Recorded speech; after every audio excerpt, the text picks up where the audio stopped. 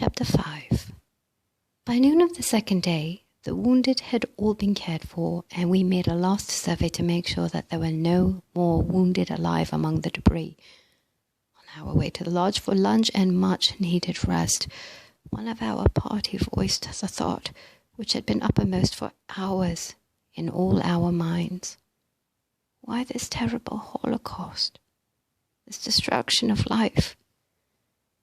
We were tired to the very marrow of our bones and were completely floored by shock. The brunt of the rescue work, especially in the early hours, had fallen to our lot, as the inhabitants had stood in such mortal terror of these bandits that it was very difficult to persuade them to lend assistance even after we had freed many from the entangled horses. The villagers could see no reason why they should assist in saving the lives of those who were attempting to take their lives. Many of them have a deep aversion to touching anything dead.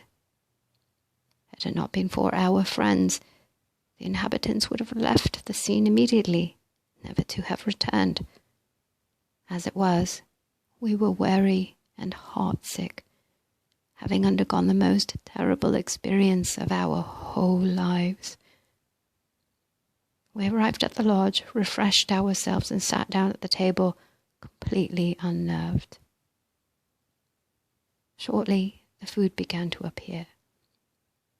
We were all alone, our chief having accompanied one or two of our friends and Lin Chu, the black one, on a trip down the valley.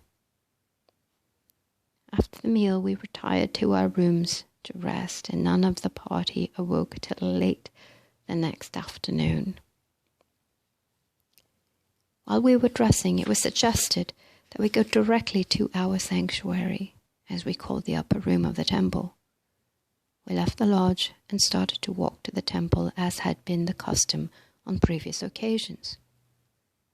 We had proceeded to the ladder that led to the entrance of the tunnel, when the one who was in advance stopped, with one foot on the first rung, and said, "What has come over us?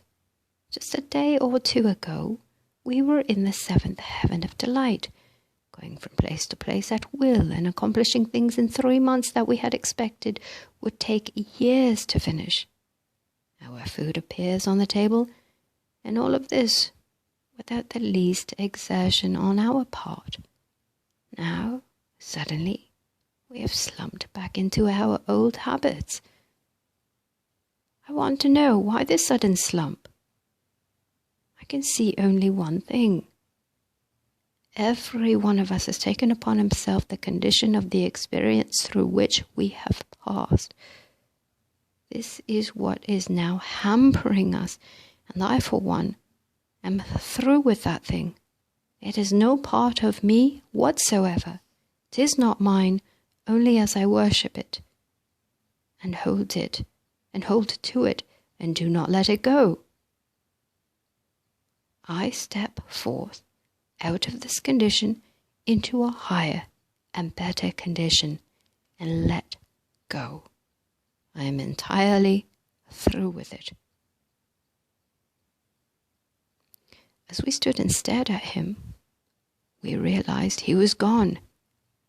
He had disappeared. We were nonplussed for the moment as we saw this man attain.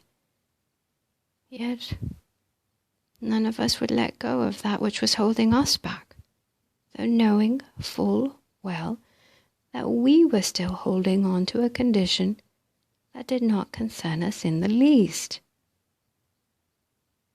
Consequently, we were obliged to climb the ladder, go through the tunnel, then up the different rooms to reach our objective. When we arrived, we found our associate already there. As we were talking of the accomplishment, Jesus, the other friends, and our chief appeared. They walked into the room through the door that opened on the ledge. We sat down, and Jesus began by saying,